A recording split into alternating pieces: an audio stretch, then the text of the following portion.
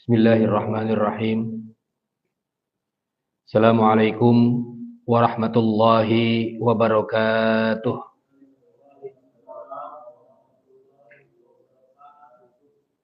Alhamdulillah. Alhamdulillahirabbil alamin wa bihi nasta'in wa ala umuri dunya waddin. Wassalatu wassalamu ala nabiyyina Muhammadin wa ala alihi wa sahbihi ajma'in, amma ba'du. Rabbi israh li sadri wa yassir li amri wahlul 'uqdatam min lisani yafqahu qawli. Allahumma 'allimna ma yanfa'una wa zidna ilman. Yang saya hormati pengurus DKM Masjid Al-Muhajirin, para tokoh masyarakat, jamaah salat maghrib yang dirahmati oleh Allah Subhanahu wa taala. Sambil menunggu waktu Isya, kita akan melanjutkan kajian Kitab Bulughul Maram karya Ibnu Hajar Al-Asqalani, Syarah Subulus Salam karya Imam As-Sun'ani, yang berkaitan dengan hadis-hadis tentang fikih serta penjelasan-penjelasan para ulama terkait dengan hadis-hadis tersebut. Wa ani bin Abbasin wa Usamah bin Zaid, dari Abdullah bin Abbas dan Usamah bin Zaid, dua orang sahabat Nabi Muhammad SAW. Qala, ia berkata, lam yazal Rasulullah sallallahu alaihi wasallam yulabbi hatta roma jamratal aqabah. Bahwasanya Rasulullah sallallahu alaihi wasallam selalu yulabbi, membaca talbiyah sejak beliau berniat ihram, hatta roma jamratal aqabah, sampai dia selesai melempar jumroh atau jamroh aqobah. Rawahul Bukhari, hadis riwayat Imam Bukhari. Jadi ketika melaksanakan ibadah haji, kan jamroh aqobah ini terkait dengan haji. Ketika mulai memakai pakaian ihram, biasanya kalau ibadah haji itu memakai pakaian ihramnya dari rumah masing-masing atau dari hotel masing-masing. Dari hotel masing-masing, kemudian digiring ke Arafah. Mulai membaca talbiyah, labbaik Allahumma labbaik, terus di Arafah begitu juga. Sampai dengan melempar jamroh al-aqobah. Jamroh al-aqobah itu melemparnya di tanggal atau di hari, di tanggal 10 Zulhijjah. Kalau sekarang Lebaran. Kalau di Indonesia Lebaran, tanggal 10 Zulhijjahnya. Itu melempar jamroh al-aqobah. Rasulullah SAW selalu membaca al-talbiyah sampai dengan ia melempar jamroh al-aqobah. Berhentinya sampai situ. Rawahul Bukhari, hadis riwayat Imam Bukhari. Fihi dalilun ala masru'iyyati istimrari talbiyah. Dalil ini atau hadis ini menunjukkan disyariatkannya terus-menerus membaca talbiyah ila yaumin nahr, sampai dengan hari nahar, sampai dengan hari lebaran, hari kurban, hatta yarmi al-jamroh, sampai dia melempar jumroh al-aqobah. Kemudian di sini ada perbedaan pendapat para ulama, wa hal yaqta'uhu indar rami bi awwali hasatin amma faraghihi minha. Apakah ketika berhenti itu dari yulabbi, dari talbiyah itu, ketika lemparan yang pertama sudah selesai, dia enggak membaca tarbiyah, atau ma'a faraghihi minha, atau ketika selesai di lemparan yang ketujuh. Lemparan yang pertama awwali hasatin, atau di selesai dia melempar yang terakhir. Zahabal jumhur ilal awal. Bahwasanya pendapat jumhur, pendapat kebanyakan para ulama, ketika di awal melempar jumroh. Sudah kalau pengen melempar jumroh, udah selesai dia talbiyah. Berdasarkan hadis ini, lam yazal Rasulullah sallallahu alaihi wasallam yulabbi hatta roma jamratal aqobah. Terus membaca talbiyah dari tenda Minah, itu kan lumayan jauh, terus labbaik Allahumma labbaik, terus sampai masuk ke terowongan Minah. Terus sampai dengan melempar jamroh al-aqobah. Di hari yang pertama itu hanya melempar jamroh aqobah saja. Di hari yang pertama 7 saja, dilempar sampai 7 kali. Lemparan yang pertama menurut pendapat jumhur itu selesai sudah membaca talbiyahnya, menurut pendapat jumhur. Wa Ahmad ilasani, sedangkan pendapat Imam Ahmad bin Hambal sampai dengan terakhir. Wa dallalahu ma rawahu Nasa'i, hadisnya adalah di hadis riwayat Imam Nasa'i juga. Falam yazal yulabbi hatta ramal jamrah falamma raja'a qata'at talbiyah. Hadis riwayat Imam An-Nasa'i mengatakan Rasulullah Shallallahu alaihi wasallam selalu membaca talbiyah hatta ramal jamrah, sampai dengan Rasulullah melempar jumroh. Falamma raja'a, ketika selesai melempar jumroh, balik dari jumroh, qata'a at-talbiyah, dia sudah tidak lagi membaca talbiyah. Sudah balik itu lumayan jauh.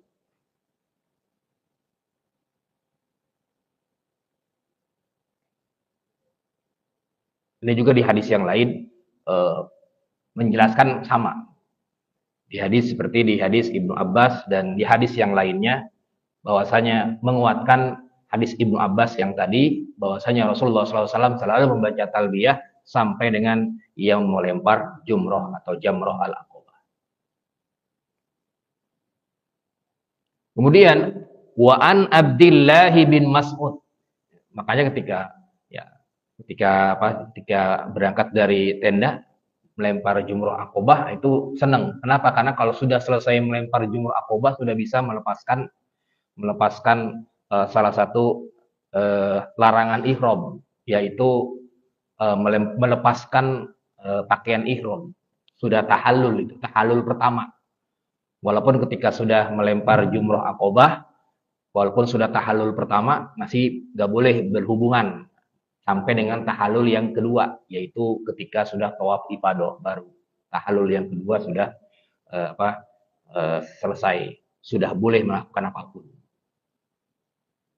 Wa an Abdullah bin Mas'ud, dari Abdullah bin Mas'ud radhiyallahu anhu, annahu ja'alal baita an yasarihi. Nah, ini kalau di manasik ini memang dijelaskan nih, bahwasanya ketika melempar jumroh, ja'alal baita, Rasulullah Shallallahu alaihi wasallam menjadikan Baitullah itu an yasarihi, di sebelah kiri. Wa Mina, dan Mina itu an yaminihi, di sebelah kanan. Jadi madhabnya ke sana, jumrohnya di sini. Anggap ini misalnya sebelah kirinya Baitullah, sebelah sininya Mina. Jadi begini. Tapi kebanyakan nih yang di situ itu penuh. Kadang-kadang ya sudahlah pada muter jadinya, yang sebelah sono kebalik jadinya. Yang sebelah kanannya sebelah kirinya Mina, sebelah kanannya Baitullah. Ada yang kekeh sampai nungguin dulu dari belakang sampai dengan dia ke depan. Karena saking penuhnya itu, kalau yang daerah yang arahnya dari kiri yang sesuai dengan hadis ini, kalau yang kirinya Baitullah kemudian kanannya Mina, itu penuh. Jadi harus ngantri dari belakang. Baru begitu. Harus ngantri dari belakang, 7 lempar kan lumayan lama juga, walaupun nggak lama sih, 1, 2, tapi ngantri ke belakang juga. Nah biasanya yang ibu-ibu atau yang sudah renta-renta ya cari yang kosongnya sebelah sononya lagi gitu. Dibaliknya, tapi memang tidak sesuai dengan hadis ini. Maka di sini nanti ada perbedaan pendapat para ulama. Ini hanya sunnah saja. Jadi memang Rasulullah Shallallahu alaihi wasallam itu ketika melempar jumrah itu Baitullah di sebelah kirinya. Mungkin dulu kan kosong, nggak banyak orang seperti sekarang. Sekarang banyak banget. Wa Mina an yaminihi, dan Mina di kanannya. Bahkan ketika lempar jumroh ada yang masih diem aja doa begitu, itu bisa ke dorong-dorong. Sudah selesai, sudah 7 udah langsung berpindah lagi karena saking banyaknya. Apalagi di waktu-waktu yang afdol. Waromal jamroh bisa ma'i hasoyatin, dan melempar jumroh itu jumratul aqobah bisa ma'i hasoyatin, atau melemparnya 7 lemparan. Wa qala hadza maqamul ladzi unzilat alaihi suratul baqarah, dan Rasulullah Shallallahu alaihi wasallam berkata, ini adalah tempat diturunkannya surat Al-Baqarah. Di surat Al-Baqarah turunnya di situ. Surat Al-Baqarahnya turun di ketika jumroh itu. Muttafaqun alaih, hadis riwayat Imam Bukhari dan Muslim. Ijma' ulama dalla ala anna hadhil kaifiyat Rasulullah SAW yang kirinya Ka'bah, kanannya Mina, laisat wajibah, bukan wajib. Jadi ada yang kekeh Wah, saya pokoknya harus nyontoh ini. Padahal ijma ulama nggak ada perbedaan, ini nggak wajib. Wa innama hiya mustahabun, tapi hanya sunnah.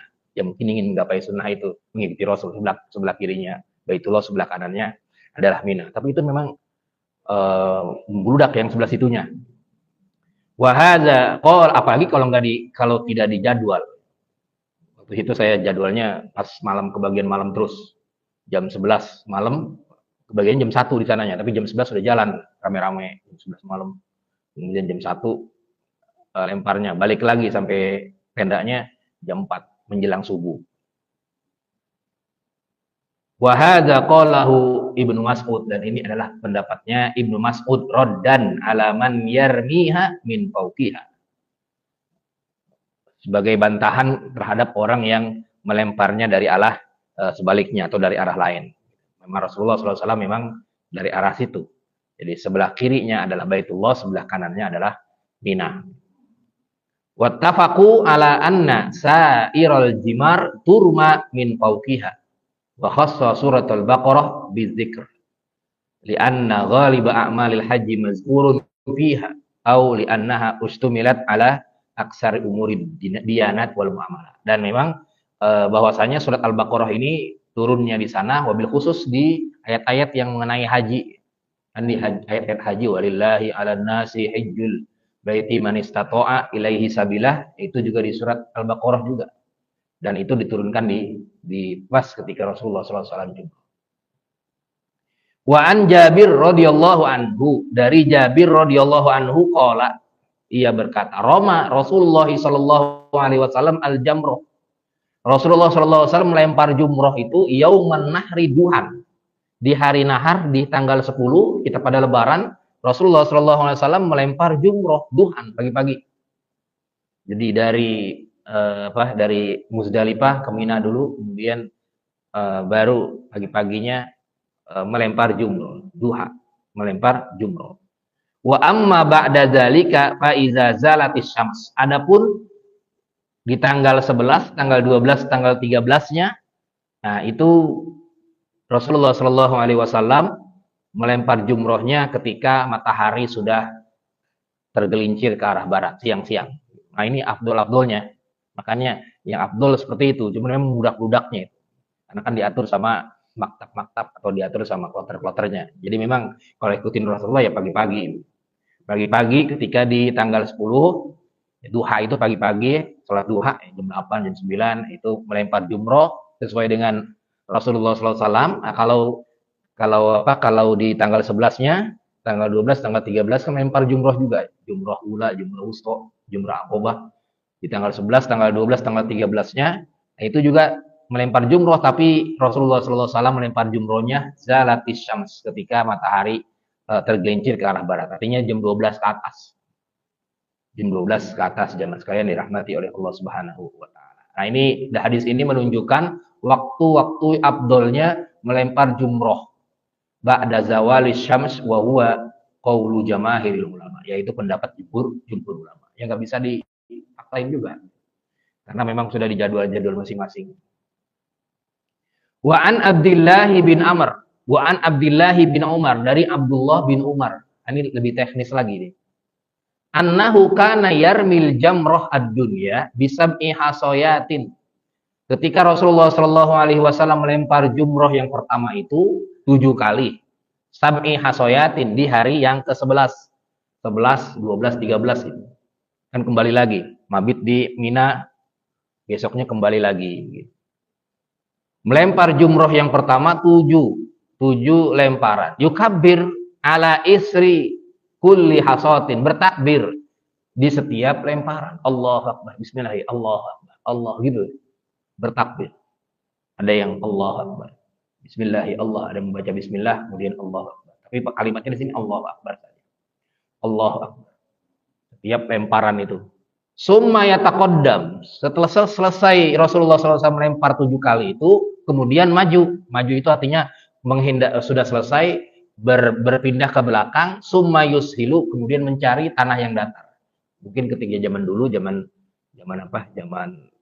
Rasulullah SAW itu pas di puncak jamrohnya, kayak nanjak, kemudian kembali ke awal ke yang datar. Ngapain? Fayaqumu fayastaqbilul qiblah. Kemudian beliau berdiri dan menghadap ke arah kiblat. Nah, itu sunnahnya begitu, habis lempar 7 kali, nah, kemudian ya udah balik ke belakang, kemudian menghadap ke arah kiblat. Fayaqumu tawilan, kemudian Rasulullah berdiri lama. Ngapain? Fayad'u, berdoa di situ. Wa rafa'a yadayhi, mengangkat tangannya, kedua tangannya, summa yarmil wusta. Ketika selesai baru kemudian berpindah lagi untuk melempar jumroh yang kedua. Jadi pas lewat, kemudian melihat ada jumroh yang pertama, dilempar jumroh yang pertama, sini kiri Ka'bah, kanan Mina, kemudian Allah Akbar 7 kali. Allahu Akbar sampai dengan 7 kali, kemudian menghindar, artinya ke belakang, mencari tempat yang, kalau dulu di zaman Rasulullah, tempat yang datar, kemudian menghadap ke arah kiblat, kemudian berdoa di situ lama. Doa apa saja, doa kebaikan dunia akhirat, atau kebaikan atau apa saja, minta ketaatan kepada Allah, minta masuk surga dan lain sebagainya. Memang nggak ada detailnya di sini. Di sini hanya ada Rasulullah berdoa, kemudian mengangkat kedua tangannya. Kemudian pindah lagi ke jumroh yang kedua, yarmil wusto yang kedua, kemudian sama, summa ya'khudzu zatas simal fayus'ilu. Kemudian beliau juga sama 7 kali melempar, bertakbir, kemudian sama pindah ke arah datar itu, kemudian berdiri menghadap ke arah kiblat, kemudian berdoa, kemudian mengangkat kedua tangannya juga berdoa. Kemudian ya, lanjut lagi, yarmi jamroh zatil aqobah, kemudian melempar jumroh al aqobah, jumroh yang terakhir dari pusat dari babni wadin, dari tengah-tengah jurang, dulu jurang. Baban itu artinya perut tengah-tengahnya, di tengah-tengahnya itu jamroh aqobah. Wala yaqifu indaha, dan dia tidak seperti yang pertama yang kedua langsung summa yansorif, kemudian langsung pergi atau langsung selesai. Jadi yang berdoa itu Rasulullah di jamroh yang pertama dan jamroh yang kedua saja. Jamroh yang ketiga enggak berdoa. Langsung Rasulullah SAW meninggalkan jumroh itu. Kemudian berkata Abdullah bin Umar, hakadza ra'aitu Rasulullah sallallahu alaihi wasallam yaf'aluhu. Itu yang saya lihat Rasulullah sallallahu alaihi wasallam mengerjakan seperti itu, kata Abdullah bin Umar. Rawahul Bukhari, hadis riwayat Imam Bukhari. Nah, di sini dijelaskan bahwasanya Rasulullah sallallahu alaihi wasallam ketika di pertama dan yang kedua ini beliau berdoa, itu menghadap ke arah kiblat berdoa, kemudian ketika di terakhir beliau tidak berdoa, langsung meninggalkan jamrah itu. Bahkan di hadis yang lain di Ibnu Abi Syaibah, anna Ibnu Umar kana yaqumu inda jamratain. Bahkan para sahabat juga mengikuti Rasulullah SAW ketika di jumrah yang pertama, yang kedua, beliau sama-sama seperti Rasulullah SAW berdiri menghadap ke arah kiblat berdoa di jumrah yang dua itu, jumrah yang pertama, yang kedua, sedangkan yang terakhir itu tidak, langsung meninggalkan. Saya lupa, saya begitu atau tidak ya? Saya lupa itu waktu itu. Kayaknya langsung meninggalkan juga. Tapi kadang-kadang harus diarahkan sama ini pembimbing hajinya, karom, namanya karom itu harusnya tahu itu, karom dan karu itu. Kalau karu ketua regu, kalau karom ketua rombongan yang lebih besar, harusnya itu yang tahu tuh, yang diajarkan. Tapi nggak seperti fix begini juga tidak masalah, karena ini hanya sunnah-sunnah saja. Wa an Abdullah bin Umar, dari Abdullah bin Umar, anna Rasulullah sallallahu alaihi wasallam, bahwasanya Rasulullah sallallahu alaihi wasallam qala, berkata. Nah, dari jumroh Aqobah itu langsung sampai di mana? Sampai di tenda-tenda itu sudah pada nyukur langsung. Pada mencukur. Pada memotong rambut. Supaya apa? Supaya bisa untuk tidak memakai pakaian ihram lagi. Sudah 2 hari kan. Kemudian kata Rasul, Allahumma arham al-muhallikin. Ya Allah, berikan rahmat kepada orang yang digundulin. Qalu wal muqassirin ya Rasulullah. Tetap aja Rasulullah bilang, Allahumma arham al-muhallikin. Ya Allah, berikan rahmat kepada orang yang digundulin. Baru ketiga bahwasanya qala fi salisa, Rasulullah berkata, wal muqassirin. Ya Allah, berikan rahmat kepada orang yang mencukur. Jadi kalau yang digundulin itu 2 kali ininya doanya. Sedangkan yang ketiganya baru hanya sekedar memotong rambut berapa helai atau sekedar menggugurkan kewajiban, rambutnya masih ada. Itu yang ketiga didoain oleh Rasulullah Shallallahu Alaihi Wasallam. Jadi kalau yang di sini makanya dalil ini muttafaqun alaih riwayat Imam Bukhari Muslim. Dalil ini menunjukkan bahwasanya yang afdol ini adalah al-halq, yaitu menggundulin. Ini yang afdolnya menggundulin. Kemudian kalau mencukur hanya sekedar yang penting potong rambut itu tidak afdol. Tapi sah sudah kalau sudah mencukur itu namanya dia sudah tahallul. Maka di sini wal hadisu dalilun ala syar'iyatil halqi wat taqsir. Dalil ini menunjukkan disyariatkannya al-halq, ya, digundulin dan dicukur. Wa annal halqa afdal, sedangkan digundulin itu lebih afdal. Makanya sudah. Tapi kalau bawa gunting dari kena air itu kalau ketahuan nggak bisa itu kena ini. Kenapa di bandara karena nggak boleh. Tapi ada juga yang nggak kena, mungkin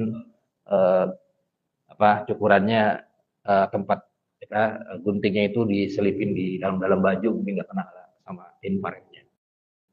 Ada juga itu nggak kena ini nggak, ada juga yang nggak kena. Tapi ada juga yang beli di sana.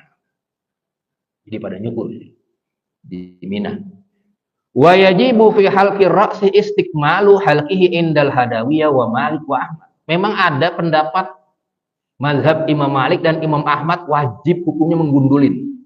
Pendapat Imam Malik dan Imam Ahmad. Tapi Imam Syafi'i dan Imam Abu Hanifah tidak. Itu hanya afdoliyah saja. Wakila huwal afdol. Ini hanya afdoliyah saja.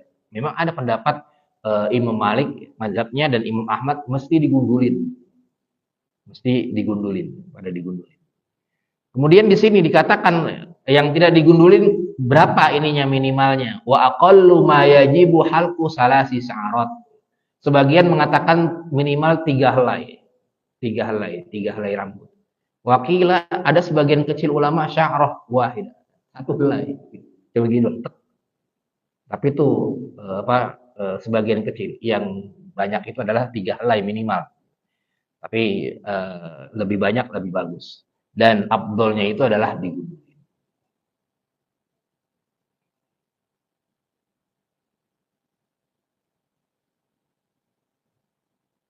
Wa amman nisa, adapun perempuan, fal masyru'u fi haqqihinna at-taksir ijma'an. Kalau perempuan itu yang disyariatkan hanya taksir saja.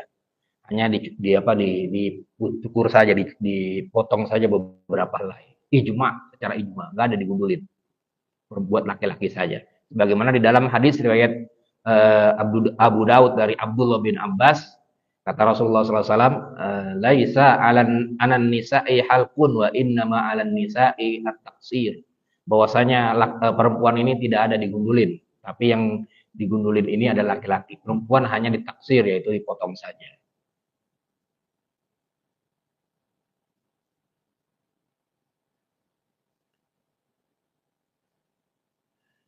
Wa an Abdullah bin Amr bin As, dari Abdullah bin Amr bin As. Ini hadis ini juga jadi bahan perbincangan waktu itu di Muzdalifah pada waktu itu. Saya sudah kurban belum ya? Sudah kurban belum ya? Kurban itu artinya bayar hadi, membayar dam. Sudah belum ya? Nah ini kapan ininya? Kapan menyembelihnya itu kapan? Nah di sini hadisnya di sini. Kayak kita cuma dikasih video-videonya saja. Nah sudah disembelih nih videonya gitu. Nama-namanya gitu. Bismillah. Hanya video saja dikasih. Wa an Abdullah bin Amr bin As, dari Abdullah bin Amr bin As, anna Rasulullah sallallahu alaihi wasallam waqafa fi hajjatil wada. Ketika Rasulullah sallallahu alaihi wasallam di haji wada, faja'alu yas'alunahu, para sahabat bertanya pada Rasulullah. Faqala rajulun, ada seorang bertanya, lam as'ur, saya belum mencukur wahai Rasulullah sallallahu alaihi wasallam. Fahalaqtu qabla an azbah. Apakah saya bercukur itu sebelum saya menyembelih kambing? Karena penyembelih kambing itu mesti kalau dia hajinya haji tamattu dan haji qiron. Haji tamattu dan haji qiron, apalagi Indonesia itu menyembelih kambing semua itu. Rata-rata tamattu hajinya. Ya, umroh dulu, umroh baru kemudian haji, melaksanakan haji. Rata-rata tamattu, maka mesti menyembelih kambing. Qala idbah. Wala harot, nggak apa-apa, walaupun belum cukur ya nggak apa-apa. Wajah akhor, kemudian ada sahabat lain berkata, saya belum cukur wahai Rasulullah, fanahartu qabla an armi, saya menyembelih sebelum saya melempar, boleh nggak melempar jumroh? Kata Rasulullah, nggak apa-apa, lempar aja dulu, nggak apa-apa, melempar jumroh, kemudian baru menyembelih, tidak masalah. Nah, hadis ini jamaah sekalian dirahmati oleh Allah Subhanahu wa taala, bahwasanya kapan kapan diinikan, kapan dilaksanakan menyembelih itu. Wal hadisu dalilun annahu yajuzu taqdimu ba'di hadzil asya wa ta'khiruha. Boleh didahulukan, boleh diakhirkan. Wa annahu la dhaiqa wa la isma ala man qaddama wa akhar. Enggak ada perbedaan pendapat, ya silakan mau mau didahulukan atau diakhirkan. Tetapi para ulama berbeda pendapat terkait dengan waktunya. Fazahaba Syafi'iyya wa jumhur. Pendapat Imam Syafi'i dan jumhur ulama mengatakan ilal jawazi wa annahu la yajibu damu ala man fa'ala dzalika liqauli sa'il la haraj, tidak masalah. Jadi menurut pendapat jumhur tidak masalah dia kapan ininya dilaksanakan menyembelihnya itu kapan. Misalnya pas ketika kita sudah tahallul, itu lebih abdulnya seperti itu. Sudah tahallul, sudah selesai manasiknya. Ada yang bagaimana kalau sebelum lempar jumroh? Kalau sebelum lempar jumroh kan belum selesai tahallulnya. Boleh juga kata Rasulullah SAW. La haraj, tidak masalah. Jadi itu opsional jamaah sekalian dirahmati oleh Allah Subhanahu wa taala. Tapi memang ada hadis di depan ini yang hadisnya pendapat para ulama ini hanya abduliyah saja. Wa an Miswar bin Makhromah, dari Miswar bin Makhromah, anna Rasulullah sallallahu alaihi wasallam nahara, Rasulullah SAW menyembelih hewan kurban qabla ayyahlik, sebelum mencukur. Ditanya dulu nih, sebelum mencukur rambut saya udah kurban belum ya nih, nanya sama kloternya. Oh udah, mana videonya? Ini videonya. Alhamdulillah. Wa amara ashabahu bizalik, dan Rasulullah SAW memerintahkan sahabatnya juga gitu. Bagusnya itu sebelum tahallul. Kenapa? Karena supaya tenang gitu.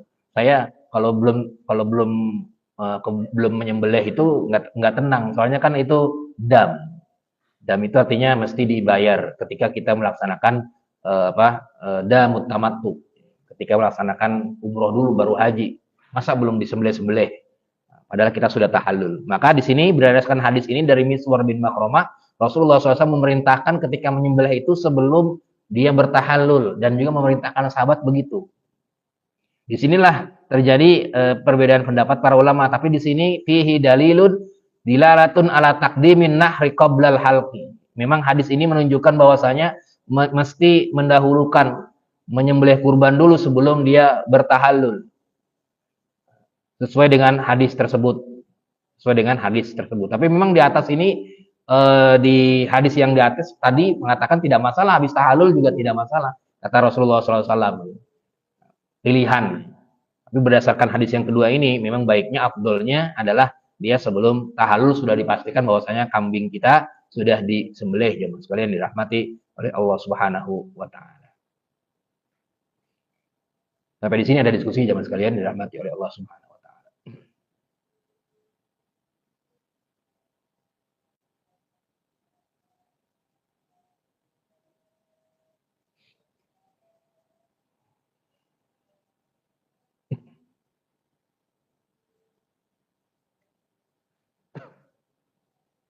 Baik, sedikit lagi. Wa an Abdullah bin Umar, dari Abdullah bin Umar, annal Abbas bin Abdul Muthalib, kata Abdullah bin Umar ini, istazana, meminta izin kepada Rasulullah sallallahu alaihi wasallam, ayyabita bi Makkah layali Mina.